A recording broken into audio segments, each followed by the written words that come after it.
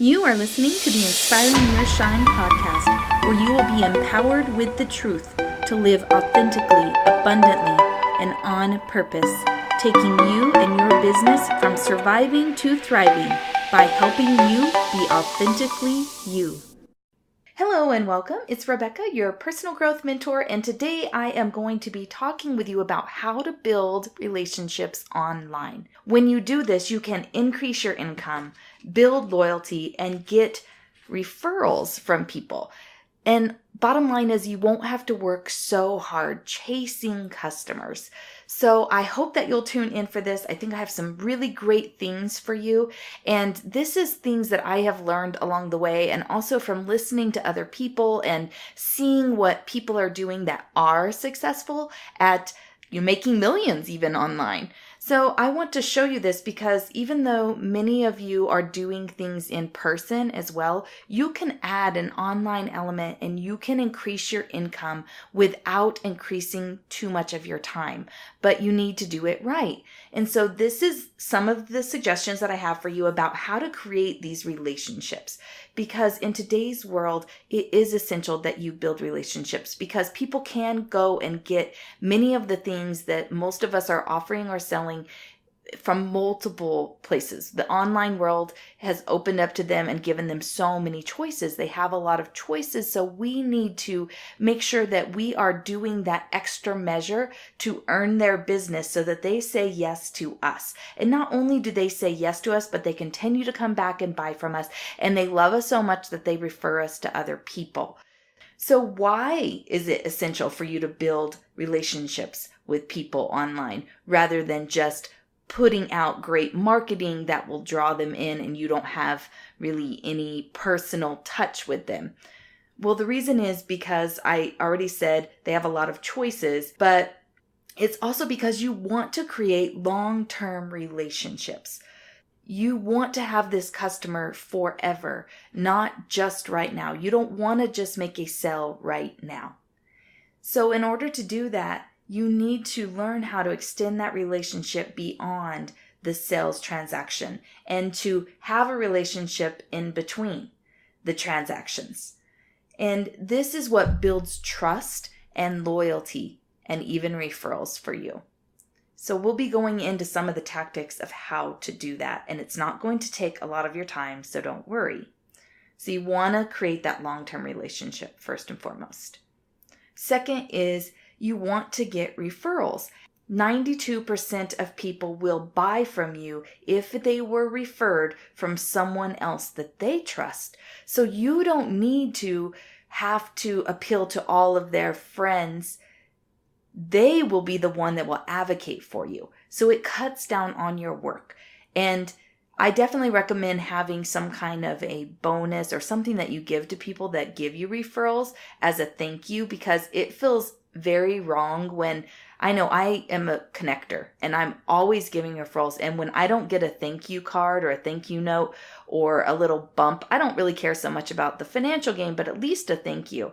So make sure you set that up just as a side note that you do something for people when they give you referrals. But isn't that a crazy number? 92% of people will buy if it was referred from a trusted source. And you want to be that trusted source. So you don't have to be that for every single person out there. You just have to be it for your tribe, your people.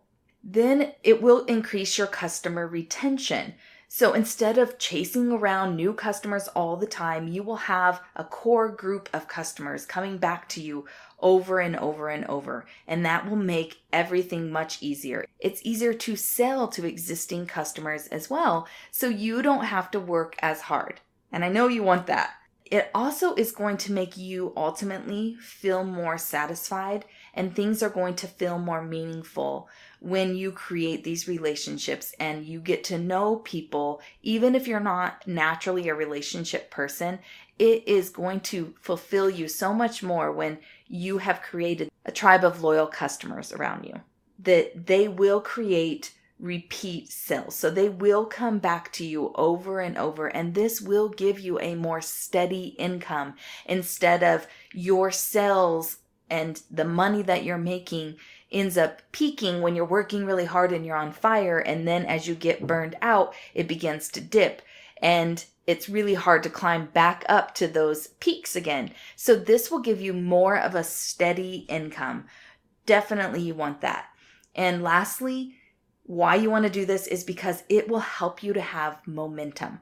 When you have a core group of people, when you've created relationships and you have a core group and you have that steadiness, then you are not going to be struggling as much. You're not going to be having the ups and downs, and you're going to be able to continually have a momentum upward. So you can continue to think about how you can serve these people, your core group, better and more, and what can you expose them to, and how can you just get them to spend more with you, and that can increase your sales. And that can even include them referring you to other people and doing the work for you. So I hope that gets you excited, all the reasons why you want to create relationship. So now let's get into I always like to have the contrast. So the contrast to this would be, what are the mistakes that some people are making and why it's hard for them to create this core loyal group of customers or to get referrals, to build the loyalty where they're not just buying from you one time and then going somewhere else and you never are able to capture them for business again. Why is that? And so first of all, some of the mistakes that I've seen people make, and I've personally made them as well, so I'm with you, and I think it's just a learning thing, so I'm here to help you to shortcut your learning curve, is don't try to kiss on the first date. The worst thing ever is when somebody friends you and the next thing you get is a message in your inbox saying, I want you to purchase this, check this out. They're asking for you to buy something or do something. And it just feels really uncomfortable. And it's like when you're trying to kiss on the first date before you've really put in the nurturing time, before you've really given them time to warm up to you and trust you. And so I'm going to talk about some tactics of how to nurture people and to build that trust in an automated way. But don't kiss on the first date. Don't try to make a sale the first time that you meet somebody unless they are the ones asking for the sale. Don't ask for the sale right away. Give it at least some time. And then I want to say what I've seen is there are some people that only focus on making the sales. These are people often that aren't relationship oriented at all, and they just go through the motions, and they're workers, and they take action and they go through the numbers of people, and eventually people will buy. But they aren't taking the time to create the relationship with people. And so then they have to constantly work really hard to recreate that customer base all the time. They don't get to benefit from building that loyal following. Definitely make sure that you are not focused on the sale only, that you really understand that there are other pieces to the puzzle besides the sale that you need to. Well, I'm going to be talking about different things that you need to be doing beyond the sale to really support the people that are loyal to you. And then I've also seen, and I've done, that there is no follow-up. So once somebody does buy with you or work with you, there isn't a lot of follow-up. And so you let them fade away and forget you instead of offering them something that can come next or making sure they're satisfied. Some kind of a follow-up is very necessary, as well as customer care. So I was in direct sales and I personally sold jewelry, but there were so many times that if you were not doing your customer care calls, people maybe spent $100, $200 on jewelry, and that jewelry never even left the boxes because maybe they got in the moment, they purchased the jewelry to support their friend, and they never even wore the jewelry. And guess what? If they don't wear the jewelry, are they going to buy more? No. And if they're not wearing the jewelry, are their friends going to have an opportunity to learn about you and what you have to offer? No. So it's very good for you to get in a habit of doing customer care calls so that you can make sure that the person is using your product, or if they are not utilizing the service that you're offering, to follow up with them and find out what it is that they need to overcome their problem of not using it. Why is that? And just to make it easier for them. And then another thing is A lot of people do not want to hear any feedback, any negative feedback. So they don't ask what the people think, or just feedback about if there is criticism. So let's say for me, I create products. If somebody gave me a criticism, instead of just being frustrated at that person for criticizing me, I could actually make my product a lot better by really understanding what it is that they're criticizing. That is a great indicator for something that I can do to make it better. So I heard a analogy once about iPhone is really good at this. That iPhone just quick gets out a new product and they don't worry about if they have all the bugs worked out before they put it out there, because once they put it out there, their customer base is quickly going to give them feedback about what's not working, and then they can focus on fixing whatever is not working. That is just a tip for you to not be afraid of criticism. Don't be afraid of people giving you feedback. If they are giving you something negative, there is a possibility for you to make it better. So let's just say it's a product that they are complaining about and it's not working somehow, then maybe there is a user error and you can eliminate that situation from happening in the future by making sure that you are sharing how to use certain things and the reasons why they want to do it that way. Make sure that you are listening to feedback. It will only make you better. The next thing that I would like to talk with you about is, what are the essential things that you want to make sure that you are doing in order to serve your clients well, in order to build those long-lasting relationships? And the first thing is that you have to know and be connected to your why. And the reason why this is important is because, like I said earlier about if you are only concerned about the sell, people will feel that. It won't make them feel good. And it doesn't matter how great of a product it is, they won't want to work with you often. I mean, there are some exceptions to this, but for the most part, that's true. And it's very important for you to not just be invested in making money or making the sale at the point of sale. You need to have a bigger overarching reason. You need to have a why as to why you think people need your product or service. And you need to be connected to that. So for instance, I sold jewelry, and in order for me to sell, period, because that is not my favorite thing, I like to empower people, and I was able to connect to the why of jewelry made women feel good about themselves. And because I felt like jewelry was able to do that and had the power to do that, it made me feel connected to it, and I was able to impart that to them as well. And it created more sales.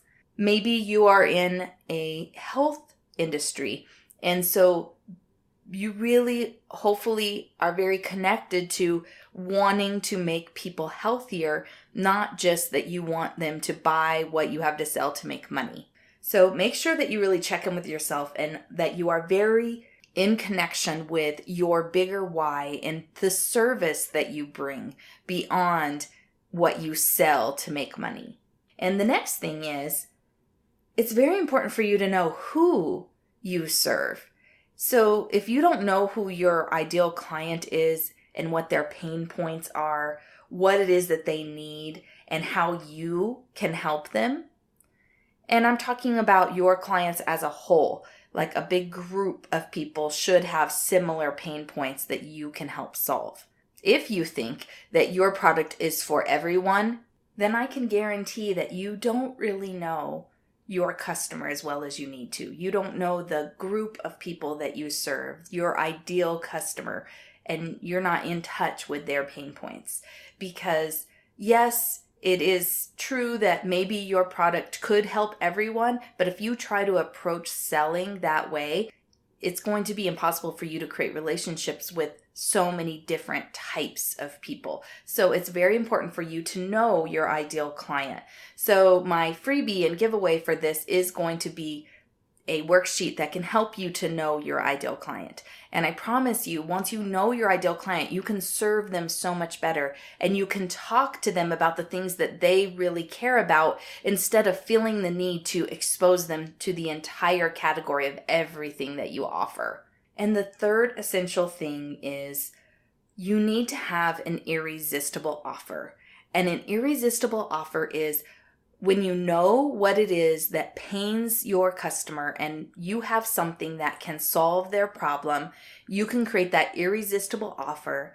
But the other part of that is, what is it that sets you apart from the competition? So possibly the pain point they have and the solution that you offer is similar to what a lot of other people or companies have.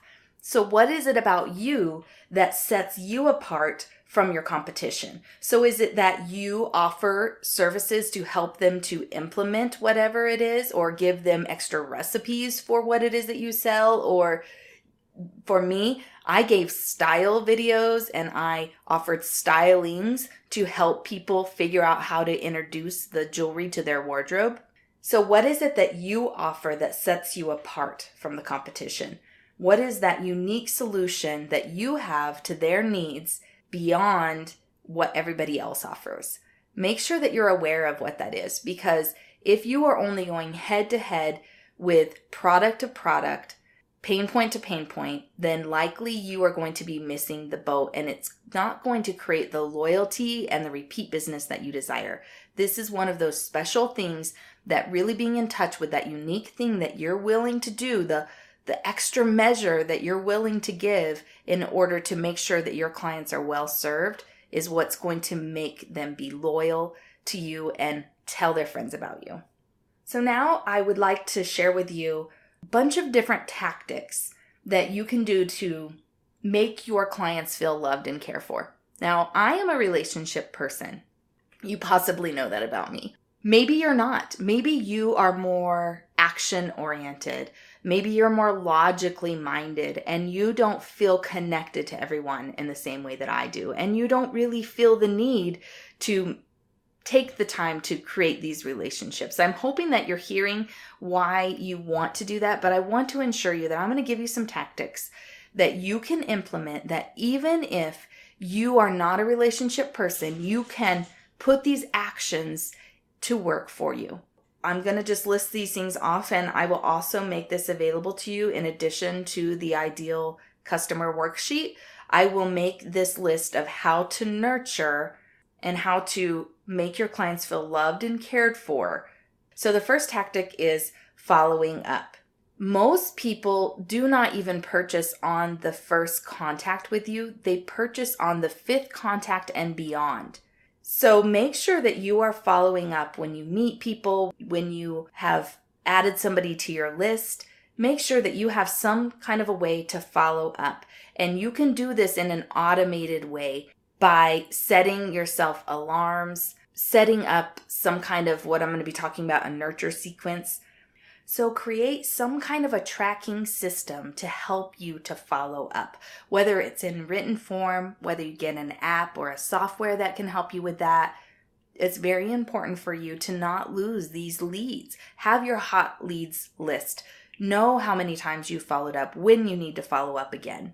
So the next one is just overall keeping in touch with your clients.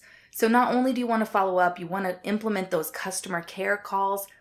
You want to make sure that you are keeping in touch so that they don't feel like you just sold them the product and now you're abandoning them. Because remember, you want to cultivate this environment that you have a long-term relationship with them, that you are going to meet all of their needs within that product or service that you offer. And you want to cultivate that loyalty. So make sure that you keep in touch. I mean, friendships, relationships, none of it lasts without time put into it. So you have to nurture those relationships. There's a lot of different ways to do that. So the next thing is you can edify your customers by sharing their successes. So when a customer shares a success with you, if you share it on social media, not only is that an effective marketing tactic for you, but it also edifies them. And people love to be edified. And so definitely start implementing sharing the success stories, even the small successes that your customers are having. Next is implement personal touch. So let's say that you have an opportunity to deliver the product to them and you put it in a pretty little bag with a bow or a nice handwritten card. What can you do to create personal touch? Maybe even if it is doing something online, maybe when somebody comes on with you for the first time and they become a customer, they make their first sale, you send a handwritten note thanking them for their business. It will make such an impression with them. So make sure that you are implementing personal touch things in your business. What can you do to make it feel more special than the person down the road that they can buy from? And acknowledging their birthdays is huge. How can you acknowledge their birthday? Can you give them a discount? Can you send them a video that you're making a video that says their name? Or can you send a really nice card? Can you send a little gift or a sample to them on their birthday? What can you do to offer something special to them on their birthday and acknowledge them? And listening to them, this is something that a lot of people don't do, is they don't have a way to really get feedback from their clients to listen to them so that they can focus on solving their problems. So maybe you have been selling certain things to them, but maybe they have other problems that you can solve, but you don't know. And so make sure that you are trying to talk with your customers and you are focusing on trying to solve their problems. Asking them what other things are they struggling with that you might be able to offer a solution to. I think it's a really great idea for you to make customer appreciation events. So whether it be every year or every quarter, whatever is appropriate for your business, what can you do that can be a special customer appreciation event? I think that treating them like VIPs, first class, giving them something extra special is so important. I have the person that sells Pampered Chef to me. She offers a customer appreciation event and it is great. She has all these great giveaways. You want to go because you want to get in on the great deals, but she also pampers you by giving you lots of great food at these events. So think about it for you. What could you do to create a customer appreciation event? And you could even, let's say you're in a direct sell or network marketing business, you could collaborate with other people and you guys could put on a really great event so it's not all an expense to you. You could share those expenses. So another thing is, how can you give value between sales? So on what it is that you are selling, whether a product or service, what are some valuable tips, tricks, hacks, solutions, advice that you can give to your customers in between on an ongoing basis? And this is something you can do through a blog, through an email sequence. You can do it multiple ways, social media, but think about how can you serve them as a whole in between sales to keep them feeling cared for and educated and honestly keeping you in front of them. What does that look like for you? The next one would be engage in your social media. So make sure that when somebody comments on your post, well, first of all, make your post engaging by asking questions, asking for participation. So don't just talk at people in your social media. You have to ask for engagement. Once they engage, though, don't just go and like their stuff and be lazy. Respond back to them, and not only respond back to them, but ask them another question to try to go deeper and keep the conversation going. The algorithms for social media love that. It creates a lot of comments and they'll show your stuff to more people when you do that. So definitely don't ignore what people say or just like it. People want to be heard and they want to know that you are listening to them and you care about them. And that's a way to make them feel cared for. Next is, if your customer has a business or in some way you can share what they do and again, edify them. So maybe they are a real estate agent and you can just share a post about them as a real estate agent with their business. Even if you're not personally using them, you could still share that on your social media to your influence and help them out. And that's going to make them feel so amazing. How can you be a resource to them for other things? So maybe you have a particular product or service, but what can you connect to them to make their life easier by recommending other people to them? And this is also a great opportunity for you to have affiliations and affiliate bonuses coming in by recommending other products to them. instead of just your own. And this is another way to make them feel served, as well as create another little stream of income for you. And this is a pretty obvious one, but I just want to remind you that you have to be consistent. You have to show up online, or you have to show up consistently, at least with one thing. So I've been letting my social media get a little bit behind, but I've been consistent on my podcast. So make sure that you are showing up in a blog, in an email, online, in some way consistently, so that you are keeping yourself top of mind for them and making yourself available as well in case they need to contact you. Because most people don't have your contact information, but if you send them a weekly email or you're showing up weekly, then they can easily go back to that post or go to that email and contact you. So you're making yourself available too. Another thing is customer care calls. We already talked a little bit about that, but set that up on a schedule that you automatically follow up with people and do customer care calls, maybe after 30 days or 90 days, whatever works best for your business. But make sure that you get those customer care calls scheduled and in an automated way, that you are doing it in a systematic, automated way. And lastly, make sure you are asking for feedback from your customers.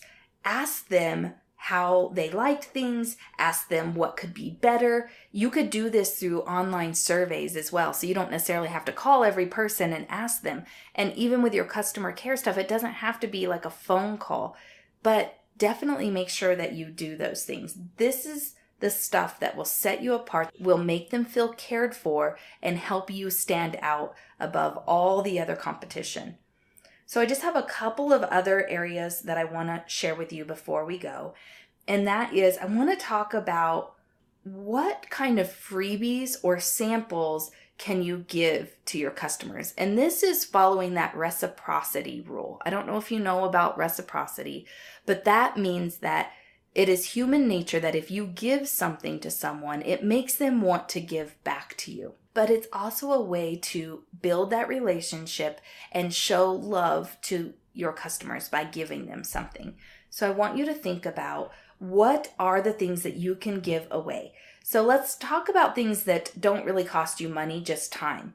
So is it that you can create a blog that is informative or gives them advice, or an article that you share, even if you're not the one that wrote it? You can share informative articles and put a little blip that makes it personal, and you could forward it to people or just post it on your social media. Or you can have like a newsletter once a month or even quarterly that really helps give them a lot of information and freebies. Or you can give physical things. You can give samples, and you could do giveaways or contests that would give them an opportunity to get in on something that you are doing. I personally do the podcast, which is a free offering to people.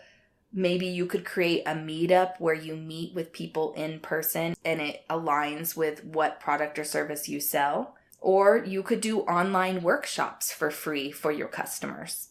Or a lot of people nowadays use video, so you could create a YouTube channel where you are giving them information. I was just listening to a podcast today, and this girl is a millionaire, and all she started doing was sharing her weight loss journey. And she would share what she was eating. She would share the exercises she was doing. She would share the mental struggles that she was having. So it doesn't have to be anything spectacular. It can just be your story. I mean, don't make it all about you, but if you have something in common with the people that are following you, then you can help them through your story. The other thing I want to suggest about giving something away is taking your customers to coffee and treating them to coffee. It doesn't have to cost a lot, or even showing up their house with a small little gift too. So think about those things that you can do in your business to implement that reciprocity rule. And that is going to help you to build relationship as well as loyalty and referrals. The last thing that I want to share with you is how to leverage your relationships. So the way that you get referrals is after you have nurtured your clients. And that is one other thing that I told you I was going to talk to you about. So I'll share a little bit about how to nurture them through email. But to leverage your relationship is really thinking about strategically who has an audience or a network that you can tap into. So can you offer to do a free training or something of value for someone that has access to your ideal clients? And you can tap into that. And especially if they already have a rapport with those people and they introduce you into the group and allow you access to them, then that is really going to make a big difference for you. This can even look like I've in the past had people that owned boutiques or businesses, and they let you come in with your product or service and share it with the customers that were there that day. Or it can be online, and you can do like on Facebook Live, you can add a person into the conversation and they can introduce you that way. So think about who has an audience or a network that you can tap into, and think about how you can add value to tap into that network.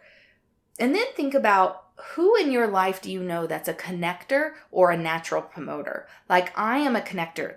From the moment that I meet somebody, I'm trying to connect with who we have in common that we might know. I'm trying to connect where have you worked or been, or what do you have association with that I also have association with. And I'm a natural promoter as well, and I'm constantly promoting other people's products and services if they impress me.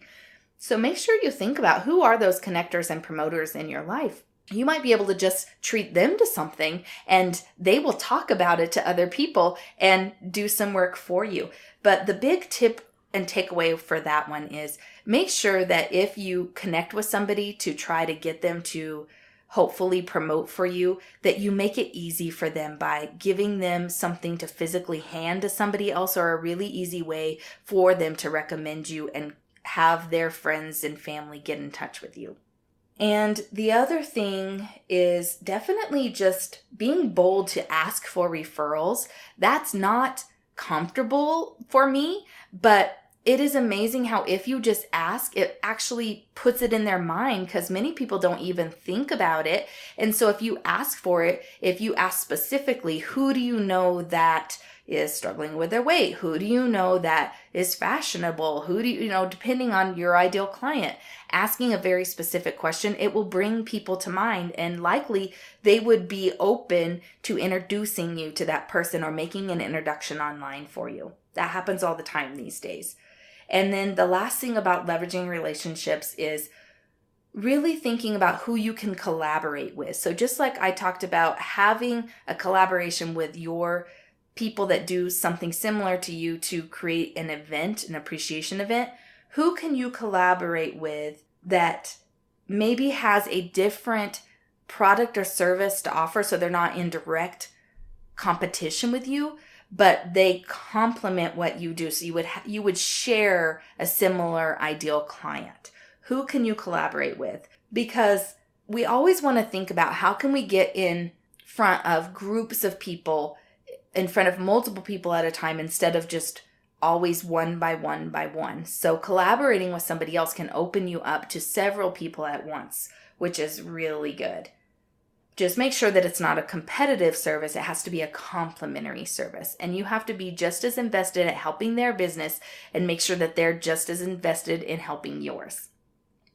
So I told you that I would share with you about an email nurturing sequence. So basically an email nurturing sequence is once somebody joins your list or you have their email, before you start sending them newsletters, before you start sending them product promotions or weekly emails, even if they're informative, make sure that you put them through a nurture sequence. And that is over about 10 days, you send them about 5 emails. So every 2 or 3 days, you're sending an email.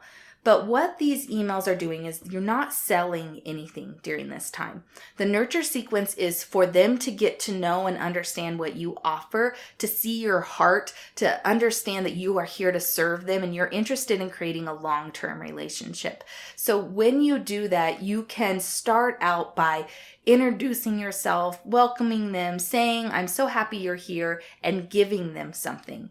And on each thing, you also want to do some kind of a call to action, whether it is download this free thing that I'm giving you, or go find me on Instagram. I would love for us to connect there, or another social media platform on another day. Don't give them more than one thing to do on each email, but you can kind of give them a little bit of a background of you and how you serve and why you're passionate about what you do and how you hope to serve them.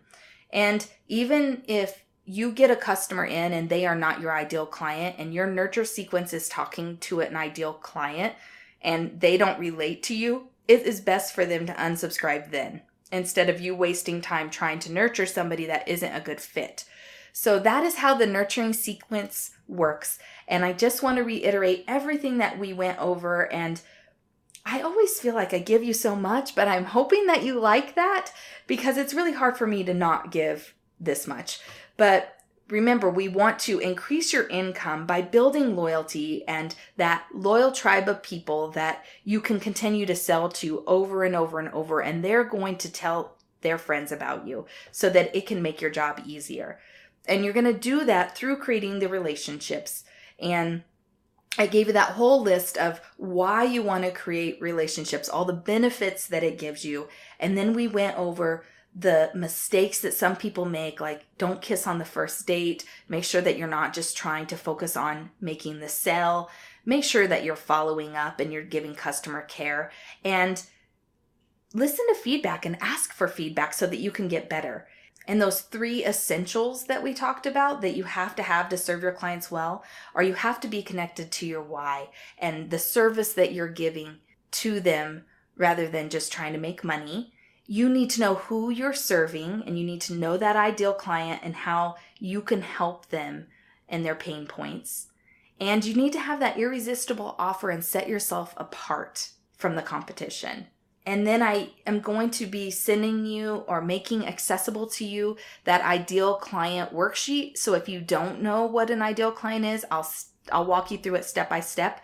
It is pretty detailed, but I promise if you go through that process, it will help you understand how you serve and who you're serving so much better. And then I told you that I would write up a worksheet for you also that would share tactics on how you can make your clients feel more loved and cared for.